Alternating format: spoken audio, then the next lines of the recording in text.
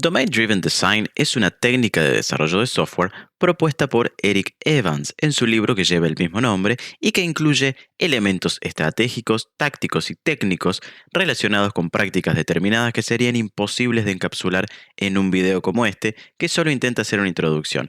Es decir que DDD abarca muchos patrones de arquitectura y diseño y además se combina también con muchos otros. Sin embargo, la idea principal de Domain Driven Design es simple: capturar el dominio del modelo en los términos del mismo dominio, embeber este modelo en el código y protegerlo del paso del tiempo.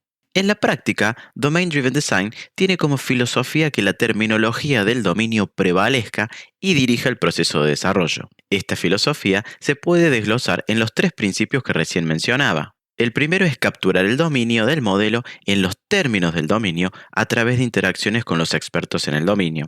Es decir, que para Domain Driven Design es importante que hables con personas que participan activamente del negocio para el cual estás resolviendo los problemas y que además intentes entender esos problemas desde su punto de vista principalmente. Así es como se construye el lenguaje ubicuo, del cual hablaremos en un segundo. El segundo de los principios es embeber la terminología del dominio en el código. Esto significa nombrar cosas de la misma forma en la cual el experto de dominio lo haría, incluyendo clases, métodos, comandos y eventos de dominio. Esta es la manera en la cual el dominio se refleja en el código. Esto obviamente hace referencia a CQRS, para el cual puedes encontrar una explicación en este mismo canal. Te dejo el link en la descripción. Pronto voy a subir al canal también un ejemplo de Domain Driven Design combinado con CQRS. El último de los principios es proteger el dominio de que sea corrompido por otros dominios, subdominios, etc. Esto significa que debes asegurarte de que si identificas que en cierta porción del código se está hablando de dos cosas diferentes, entonces esos componentes deben ser separados para mantener los subdominios separados. En pocas palabras, trata de asegurar cohesión en los elementos y de que todos los dominios identificados se mantengan separados. En la práctica, esto suele significar que clases deben tener una única responsabilidad y enfocarse en usar el vocabulario que corresponda. Estos son los principios que guían Domain Driven Design en general. El primero de los tres principios que recién veíamos, capturar el dominio en términos de dominio, se refiere a la idea de lenguaje ubicuo, que es un concepto central en Domain Driven Design, y su significado es, en realidad, muy sencillo. El lenguaje ubicuo es una colección de términos y definiciones que son utilizados por el equipo completo, tanto técnico como no técnico, es decir, que habla del dominio del negocio y utiliza terminología del negocio y no terminología técnica que el desarrollador de software suele usar. La intención es que, si todos usan el mismo vocabulario, el equipo entero puede guiar a la solución de los problemas de forma tal que refleje la manera en la cual el negocio opera en lugar de cómo el software opera. Construir el lenguaje ubicuo no es tan fácil como suena y requiere un esfuerzo deliberado de los desarrolladores. Al hablar con expertos en el dominio, es importante hacer preguntas que lleven a respuestas precisas y utilizar ejemplos del mundo real para poder capturar los elementos básicos del dominio que tengan sentido desde lo técnico. Tienes que hacer que los expertos en el dominio te expliquen las operaciones y sus problemas y luego proponerles soluciones antes de implementarlas de forma tal que el lenguaje común evolucione junto con el entendimiento conjunto del dominio. Cuando comienzas con el segundo principio y empiezas a embeber el modelo de dominio en tu código, lo más evidente es entender que las clases se deberían nombrar de la misma manera en la que lo hacen los elementos del mundo real, pero no es tan intuitivo pensar que también los métodos deberían ser nombrados exactamente igual a como son las operaciones a nivel dominio. Por ejemplo, si el experto de dominio explica que en un punto de la aplicación el usuario puede darse de alta en una suscripción mensual, como desarrollador puedes estar tentado a nombrar el método algo así como Create Customer. Pero si el experto de dominio tuviera que mirar el código en algún punto del tiempo, el nombre no tendría mucho sentido para él. Para cumplir con los principios de Domain Driven Design, el método debería ser llamado tal cual la operación del dominio que representa. Por ejemplo, podría ser algo así como User Sign Up Monthly Subscription. De esta manera, tu código naturalmente construye una serie de clases e interfaces que reflejan muy bien al dominio. Cuando en el futuro nuevos desarrolladores se sumen a trabajar con el código que has implementado, cualquiera puede enseñarle cómo funciona el negocio, y eso resultará en una rápida comprensión del código porque hay una relación directa entre ambas.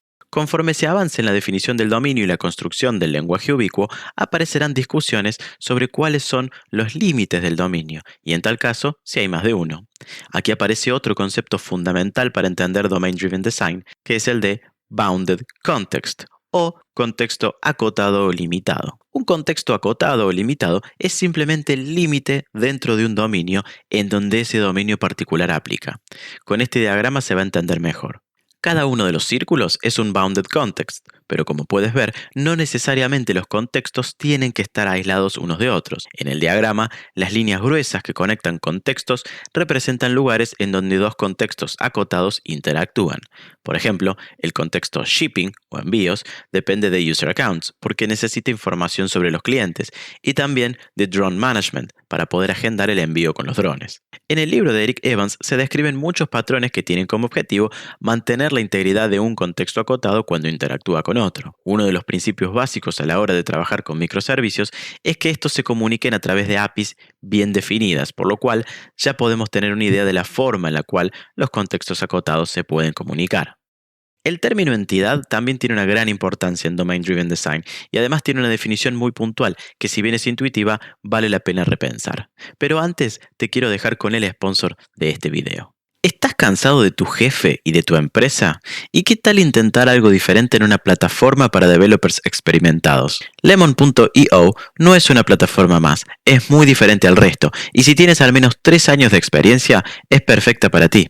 Lo que hace única la propuesta de Lemon es que se enfoca en seleccionar cuidadosamente startups de alto vuelo de Europa y Estados Unidos que vayan bien con tu perfil, y además se encargan de que la oferta sea atractiva, no solo para el cliente, sino también para el dev. El proceso es muy sencillo. Primero te registras, alguien revisa tu aplicación y se pone en contacto contigo.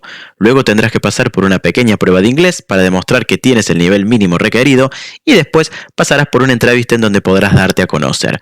Por último, la clásica entrevista técnica, que será dirigida por un desarrollador de Lemon. Una vez que el proceso esté completo, no tienes que preocuparte por nada más. Lemon se encarga de las ventas y de encontrar clientes que vayan bien con tu perfil. Tú solo tienes que entrevistarte con el cliente para asegurar que son un buen fit. Te recomiendo que le des un vistazo a Lemon, que viene a ser una propuesta nueva y refrescante para aquellos que están cansados de pasar por el estrés del proceso de búsqueda tradicional. Te dejo el link en la descripción para que te registres a lemon.io. Una entidad es un objeto del dominio que se define por su identificador único y no por sus atributos. Por ejemplo, una persona que compra un ticket para ir al cine. En este caso, la persona es una entidad porque tiene un identificador único que determina quién es esa persona, más allá de cualquier otra cosa que pueda cambiar. En cambio, un objeto inmutable que tiene atributos pero no una identidad distintiva como la de la entidad es lo que se conoce como Value Object. Siguiendo el mismo ejemplo de antes, cuando el usuario compra un ticket para ir al cine, el ticket no incluye los asientos asignados. Todos los asientos en el cine son iguales. De hecho, están fijos en el suelo y no se pueden cambiar de lugar. Aunque tu ticket te permite seleccionar, todos los asientos en el cine son iguales. De hecho, están fijos en el suelo y no se pueden cambiar de lugar. Y tu ticket te permite seleccionar cualquier asiento disponible. En este contexto, el asiento es un value object. Los sistemas grandes y complicados tienen una gran cantidad de entidades y objetos valor. Es por esto que el modelo del dominio necesita algún tipo de estructura, y la manera más natural de hacerlo es colocando todos estos elementos dentro de grupos que compartan algún tipo de lógica para que sean más fáciles de administrar. Estos grupos se conocen como agregados, que básicamente representan una colección de objetos que están conectados los unos con los otros, con el objetivo de ser tratados como una unidad.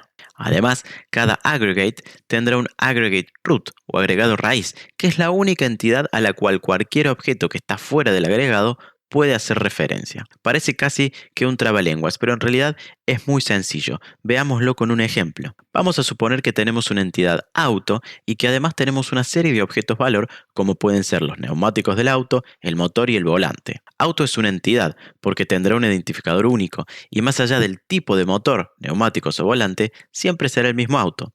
El resto de los elementos son objetos valor, porque en este ejemplo son un conjunto de atributos sin identificador único, aunque claro que esto depende del dominio, y puede que en otro caso particular sean también entidades. Pero en nuestro ejemplo, para mantenerlo simple, pensemos que son simplemente tipos de volante, tipos de neumático y tipos de motor.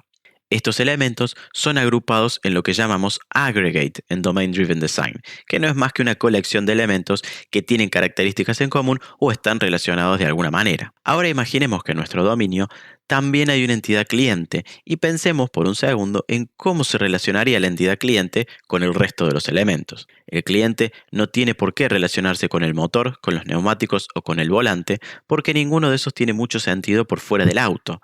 Lo más lógico sería que cliente se relacione exclusivamente con auto y que auto a su vez se relacione con los objetos valor. Entonces en nuestro ejemplo, auto es el aggregate root porque es el vínculo entre el aggregate y el exterior. Hasta aquí hemos hablado casi exclusivamente de cómo construir e implementar el modelo de dominio, pero ahora le demos un rápido vistazo a cómo se construye la arquitectura de una aplicación que implementa Domain Driven Design. Si buscan en Internet, encontrarán varios diagramas de Domain Driven Design, algunos que dan vuelta desde hace algunos años y otros que han evolucionado con el tiempo. Pero la versión que más me gusta y la que más he encontrado en aplicaciones del mundo real es esta: 3 capas. Capa de aplicación, capa de modelo de dominio y capa de infraestructura. La capa de aplicación es la que interactúa con el usuario o con otra aplicación cliente. Por ejemplo, aquí estarían los contratos de las APIs y sus implementaciones, commands, command handlers y queries también. Si esto te suena raro, te recomiendo mirar mi video de SQRS en 10 minutos, link en la descripción. La capa de modelo de dominio es la que contendrá prácticamente todo lo que hemos visto hasta aquí: entidades, aggregates, aggregate roots, value objects y todo lo específico que debe contener cualquier implementación en Domain Driven Design. Entidades con lógica de negocio y también puede contener las interfaces o contratos de los repositorios. Finalmente, la capa de infraestructura tiene que incluir toda la infraestructura para la persistencia de datos, sea cual sea la elegida por el software. En general, contendrá la implementación de las interfaces de los repositorios con su respectivo acceso a los datos. Es decir, que si estamos utilizando ORMs, aquí estará el código requerido para acceder a los datos con Entity Framework, Dapper, Ado.net o cualquier otro. De igual manera, aquí se alojará la implementación del acceso con cualquier base de datos NoSQL, si la hubiere. No te quiero aburrir con una larga comparativa de ventajas y desventajas a la hora de usar Domain Driven Design, porque creo que lo importante no es eso, sino más bien entender cuándo es importante usarlo y cuándo no. Domain Driven Design es una herramienta más de las tantas que tenemos a la hora de diseñar la arquitectura de una aplicación. Pero para destacar algunas ventajas, en un resumen rápido, podríamos decir que con Domain Driven Design, el negocio y el desarrollo están 100% alineados porque usan el mismo lenguaje, lo que reduce la fricción a largo plazo y permite ser más efectivo a la hora de resolver y trabajar sobre los problemas reales. Elimina el riesgo a la confusión y a los malentendidos entre los distintos actores del negocio. También protege el conocimiento del dominio, tan importante en esta época de alta rotación. El conocimiento del negocio no se pierde cuando los equipos se mueven a otros proyectos o cuando nuevas personas llegan para trabajar en el código. Además, se obtiene una mayor flexibilidad, porque los límites de los contextos acotados hacen más sencillo trabajar con cambios de requerimiento, dado que se apunta a que todo trabaje bajo el principio de responsabilidad única del que tanto se habla en los patrones SOLID. También tengo un video sobre esto y te dejo el link en la descripción. Y por último, el código se vuelve naturalmente más limpio, legible y confiable, porque hay una tendencia natural a establecer buenas prácticas y estandarizar la abstracción de las operaciones del negocio. Pero a pesar de sus muchas ventajas, no siempre aplicar Domain Driven Design es ideal, por eso hay que entenderlo como una herramienta más, y hay que pensar si esto es lo que realmente tu aplicación necesita. Domain Driven Design obviamente requiere un conocimiento exhaustivo en el dominio de negocio. Necesitas contar con al menos 1 o 2 expertos en el negocio que puedan ayudarte a construir el lenguaje ubicuo y establecer los cimientos del dominio. Sin eso, aplicar Domain Driven Design puede incluso ser contraproducente. Domain Driven Design en general funciona mejor si el dominio es complejo. Si el dominio es relativamente simple, aplicar Domain Driven Design puede tomar mucho más tiempo y el costo supera el beneficio. Si crees que no necesitas un experto de dominio, entonces probablemente no necesites aplicar Domain Driven Design. Y finalmente puede llevar mucho más tiempo del esperado. Por todo lo que aprendimos en este video, aplicar Domain Driven Design lleva su tiempo, y si no hay voluntad de afrontar ese tiempo por parte de la organización o el equipo, entonces es mejor no emprender la tarea de aplicar Domain Driven Design y buscar otro enfoque más pragmático en su lugar. Si todavía no estás suscrito al canal, por favor suscríbete que tengo más contenido como esto y tengo mucho más por venir, incluso un ejemplo práctico combinando Domain Driven Design y CQRS. Si este video te gustó, por favor déjale un like, es una forma en la cual puedes colaborar con el canal y ayudarme a seguir haciendo contenido gratuito para todos. Y también déjame en la caja de comentarios cualquier cosa que quieres agregar, experiencias con Domain Driven Design y obviamente las preguntas que tengas o ideas para futuros videos. Muchísimas gracias por llegar hasta acá y nos vemos la próxima.